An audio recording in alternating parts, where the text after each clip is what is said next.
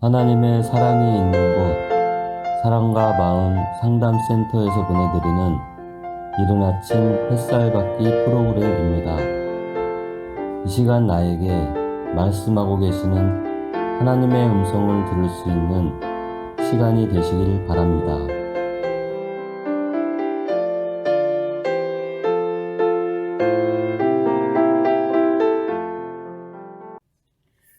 이른 아침 햇살 받기 시간입니다. 주기도문에 대해서 이제 거의 끝에까지 왔네요. 하늘에 계신 우리 아버지여, 이름이 거룩히 여김을 받으시오며 나라가 임하시오며 뜻이 하늘에서 이루어진 것 같이 땅에서도 이루어지이다. 오늘 우리에게 일용할 양식을 주시옵고 우리가 우리에게 죄 지은 자를 사하여 준 것 같이 우리 죄를 사하여 주시옵고 우리를 시험에 들게 하지 마시옵고 다만 악에서 구하시옵소서. 나라와 권세와 영광이 앞서게 영원히 싸움나이다. 아멘. 자, 시험에 들게 하지 마시옵고 여기까지 했습니다. 이제 다만 악에서 구하시옵소서에 대한 얘기를 좀 살펴보도록 하겠습니다. 주님은 다만 악에서 구하시옵소서 하며 악으로부터 구해달라고 기도하라고 했습니다. 그래서 그러면 악이란 무엇일까요? 이거 잘못 해석하면 우리가 생각하는 도덕과 윤리적인 악을 말할 수 있겠죠? 자, 주님의 말씀대로라면 분명히 그런 분이시기 때문에 시험에 들지 않게 해달라는 기도를 하라는 것이었습니다. 악에서 구해줄 수 있는 분이시기 때문에. 그렇다면 하나님이 인간에게 주시는 시험은 어떤 형태이며 내용이었을까요? 이 시험은 모든 인간에게 해당되는 것 아닌가요? 믿는 자만 해당되는 시험인가요? 믿는 자에게만 해당되는 시험이라면 시험을 하시는 근본적인 목적이 무엇인가? 그리고 시험에 들게 되면 어떻게 되는가? 분명 성경은 하나님은 우리가 테스트 잘 봤어? 하는 그런 시험이지 템프테이션으로서의 시험을 하지 않습니다. 즉 유혹하는 나를 악으로 빠지는 그런 유혹은 안 하신다는 것이죠. 사람이 시험을 받을 때에 내가 하나님께 시험 받는다 하지 말지니 하나님은 악에게 시험을 받지도 아니하시고 친히 아무도 시험하지 아니하시느니라 할 때 이 영어로 보면 단어가 tempted, tempting 이런 겁니다. 그러니까 그 시험에 들게 하지 마시옵고 할 때 시험의 영어가 temptation입니다. 그러니까 이제 같은 맥락의 표현입니다. 같은 의미입니다. 그렇다고 한다면 주님이 의도하시는 바는 무엇일까요? 시험에 들지 않게 해달라고 기도했고 악에서 구해달라는 거예요. 시험에 빠지면 악에 빠지게 되는가 보죠. 주님은 제자들과 겟세마네 동산에서 기도하실 때에 육신이 약해서 기도하지 못하고 있는 제자들에게 시험에 들지 않게 깨어 기도라고 말씀하셨습니다. 여기서 시험이 템프테이션, 지금 그 유혹한다는 그 의미의 시험에 들지 않게, 유혹받지 않게 이겁니다. 시험에 들지 않게 깨어 기도라. 마음에는 원이로되 육신이 약하도다.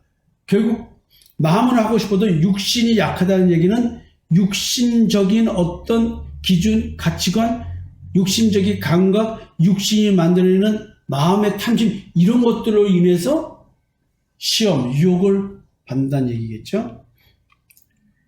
주님은 제자들일지라도 영적인 면에서는 시험 들지 않지만 육신의 연약함에서 오는 시험은 늘 깨어 기도할 때만이 경계할 수 있다고 경고를 지금 주고 계십니다. 그렇다면 육신이 연약하여 오는 유혹으로서의 시험은 무엇이 있을까요? 야고보 사도는 분명 하나님은 유혹하시는 분, 시험하시는 분이 아니라고 하셨습니다. 그러나 육신의 연약함의 근본이 신체적 약함이 아닌 욕심이었습니다. 주님 당시의 제자들도 현대를 살아가는 우리들도 모두 십자가의 정욕과 탐심을 다 못 박아 죽였음에도 불구하고 오늘 다시 죽은 옛사람의 유혹이 생깁니다. 이게 좀 어려운 얘기죠. 갈라디아서 5장 24절에 그리스도 예수의 사람들은 육체와 함께 그 정욕과 탐심을 십자가에 못 박았느니라. 못 박았는데 오늘 옛사람의 유혹이 있을 수 있을까요? 여러분, 이게 언어상의 표현에 나와 있는 것과 영적으로 변한 사람에 대한 새로운 피조물의 삶은 어떠한 유혹도 안 받는 걸까요? 여러분들 여기서 말씀을 잘못 깨달았을 확률이 굉장히 높습니다. 육신을 지닌 존재에서의 연약함이라는 것은 육체의 더러운 것이 내 몸에서 잘라져 나간 게 아니라 내가 육체의 더러운 것이 있다는 것을 매 순간 보고 느끼고 깨달음으로 말미암아 내가 늘 믿음 안으로 들어오고 있다는 것이죠. 이미 나는 믿음의 존재이니까 이게 가능한 거죠. 이런 말 표현들은 이미 영적 정체성의 변화가 있는 사람만이 알아들을 수 있고 느낄 수 있는 말입니다. 머리로는 알아들을 수 있어도 마음으로는 안 되는 것입니다. 영적으로는 죄가 다 죽었지만 이 땅에서의 육신을 지닌 사람에게는 아직 육체의 더러움이 완전히 벗겨서 잘라져서 나간 것이 아니기 때문에 그렇습니다. 그거는 존재 자체가 그렇게 될 수 없다는 이야기를 하는 것이죠. 베드로전서 3장 21절에 물은 예수 그리스도께서 부활하시고로 말미암아 이제 너희를 구원하는 편이 곧 세례라. 여기서 이 말은 노아의 홍수를 말합니다. 노아의 홍수는 죽이는 겁니다. 방주에 탄 자들만 살아났습니다. 그것이 그리스도의 부활이죠. 이 부활에 동참한 자들, 방주, 그리스도 안에 있는 자들은 다 살았습니다. 죽은 자가 살아나는 부활입니다. 이걸 세례라고 표현했습니다. 이는 육체의 더러운 것을 제하여 버림이 아니요 하나님을 향한 선한 양심의 강군이라. 이 얘기도 많이 말씀드렸습니다. 우리 존재의 변화가 있다고 해서 내가 뭔가 더 거룩한 존재의 변화를 말하는 것이 아니라 내 육체의 더러운 것 그대로 있습니다. 에덴 동산에는 하나님이 먹지 말라고 한 선악을 알게 한 나무의 열매가 맺어지고 있고요. 생명나무의 열매도 맺어지고 있습니다. 근데 선악을 알게 한 나무의 열매를 먹고 존재가 본질상 진노의 자녀로 바뀌어져 있는 우리 옛사람 그대로의 삶 상태는 생명나무의 열매는 열리지 않습니다. 그러나 이제 내가 새로운 피조물이 됐다고 한다면 생명나무의 열매도 열리고 선악을 알게 한 나무의 열매도 열리지만 나는 선악을 알게 하는 나무의 열매를 쳐다보지도 만지도 않고 생명나무의 열매를 먹는 상태. 지금 이런 존재의 변화에 대한 얘기를 하고 있습니다. 그래서 나는 이미 마음으로는 하나님의 법을, 육신으로는 육체의 법을 섬기는 존재이지만 그래서 공부하지만 나는 늘 믿음을 선택했기 때문에 마음의 쉼을, 안식을 누리는 거겠죠. 여기서 선한 양심의 강구라고 하는 것은 이제 악한 양심의 지배를 더 이상 받지 않는다는 것이죠. 악한 양심이라는 것은 선악을 알게 하는 나무의 열매를 먹은 그 내 스스로가 선과 악을 판단해서 선을 추구하고자 하는, 그래서 내 스스로가 의로운 존재라고 느끼게 만드는, 착각하게 만드는 그것을 악한 양심이라고 하고, 믿음을 추구하는 그 내 의인의 기준이 믿음의 의라고 하는, 예수 그리스도의 십자가에 대해서 근처로 믿는 믿음의 의라고 하는 걸 기준으로 형성돼서 내가 그 양심을 따르는 거, 이게 선한 양심인 거죠. 그래서 하나님을 향한 선한 양심, 이것이 뭐냐면 나를 향해서 약속해 주신 거예요. 악한 양심에서 벗어나 선한 양심이 돼서 믿음 안에서 의인이 되는 그 기준을 갖고 살게끔 해주겠다라고 하는 하나님의 언약, 맹세, 약속, 이것입니다. 그래서 우리가 하나님께 진짜로 기도할 것은 내가 선한 양심을 갖고 하나님을 향해서 갈 수 있도록 해달라는 기도거든요. 그래서 이게 성령 받아야만 될 문제인 것입니다. 이 얘기를 안 만들어도 여러분들이 어려울 수밖에 없어요. 이것은 변화가 있는 자만이 알아들을 수 있는 이야기이기 때문에 그렇습니다. 아직 완전하지 않은 연약한 존재로서 믿음 안에서만 강한 자인 사람은 자기 욕심에 이끌린 유혹을 늘 받게 됩니다. 깨어서 늘 기도하며 성령과 말씀의 일깨움을 받지 않으면, 즉 말씀으로 자기 성찰이 이루어지지 않으면 옛사람의 유혹, 자기 원존재의 유혹은 늘 주변에서, 내 주변에서 맴돌며 나를 공격하고 유혹할 것입니다. 어디서요? 내 마음속에서요. 내 양심에서. 때로는 자기 욕심이 출처인데도 마치 하나님의 뜻인 양 위장하고 들어오는 유혹들도 있을 것입니다. 그 야고보 사도가 1장 14절에서 17절 여기서 이렇게 말씀하십니다. 오직 각 사람이 시험을 받는 것은 자기 욕심에 끌려 미혹됨이니 욕심이 잉태한 즉 죄를 낳고 죄가 장성한 즉 사망을 낳느니라. 내 사랑하는 형제들아 속지 말라. 온갖 좋은 은사와 온전한 선물이 다 위로부터 빛들의 아버지께로부터 내려오라니 그는 변함도 없으시고 회전하는 그림자도 없으시니라. 여러분, 내 마음 속에서 내 탐심과 정욕이 나를 유혹합니다.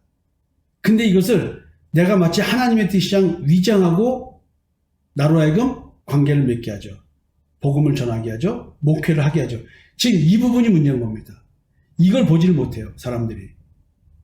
이럴 때 믿는 자들이 사실은 속게 되죠.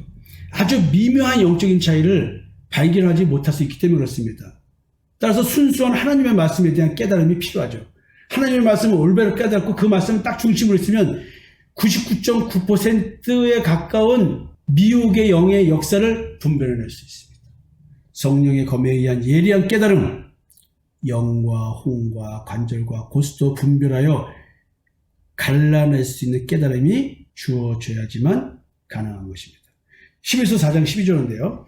하나님의 말씀은 살아있고 활력이 있어 좌우의 날성은 어떤 검보다도 예리하여 혼과 영과 및 관절과 골수를 찔러 쪼개기까지 하며 또 마음의 생각과 뜻을 판단하나니 하나님의 말씀이 살아서 내게 역사하면 내 마음의 동기, 내가 뭔 생각으로 무슨 뜻으로 이걸 하고 있는지를 다 보여주십니다. 그래서 컵 속에 담긴 물을 생각해 보세요. 하나님의 말씀은 컵과 물은 지금 붙어 있는 거나 마찬가지죠. 붙어 있지 않았어. 근데 이 사이를, 컵과 물 사이를 가른다는 거예요. 관절과 골수를 쪼갠다는 얘기는. 그러니까 숨겨질 수 없는 이야기입니다. 불가능한 일이 하나님의 생명의 말씀으로만 가능하다는 것이죠.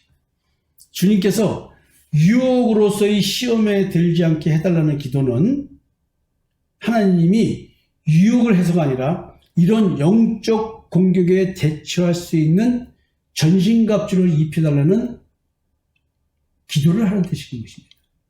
에베소 6장 11절에 마귀의 간계를 능히 대적하기 위하여 하나님의 전신갑주를 입으라. 여러분, 시험에 들게 하지 마시옵고 다만 악에서 구하시옵소서. 이게 지금 연결된 표현이죠. 여러분, 이게 믿음이 없이는 불가능한 세계의 기도죠. 성도가 영적 공격을 당해서 유혹에 빠지지 않으려면 능히 마귀를 대적할 수 있어야 합니다. 그리고 대적하면서 우리는 더욱더 믿음에 굳게 서 가야만 하는 것입니다. 유혹에 들지 않게 해주시는 하나님은 성도에게 영적 공격을 방어할 전신갑주를 입혀 주십니다. 에베소 6장 13절인데요.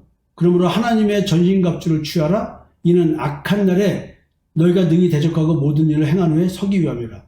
악한 날, 어쩌면 특정된 심판날이라고 생각할 수도 있지만 어쩌면 우리에게는 매일매일이 악한 날인 것입니다. 매일매일이 악한 날이기 때문에 주님께서는 오늘은 우리에게 일용할 양식을 주시옵고 라고 기도를 하라고 하는 것입니다.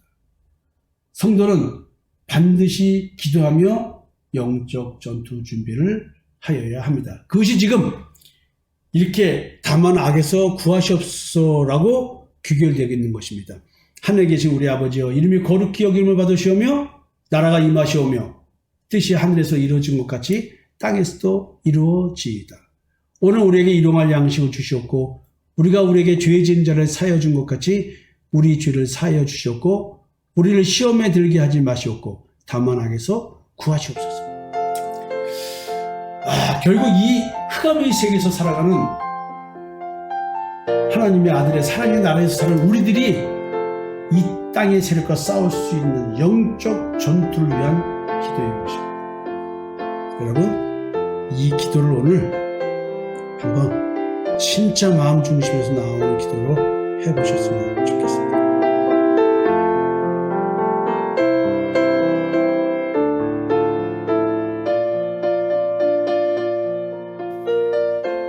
지금까지 사랑과 마음 상담센터에서 보내드리는 이른 아침 햇살 받기 프로그램이었습니다.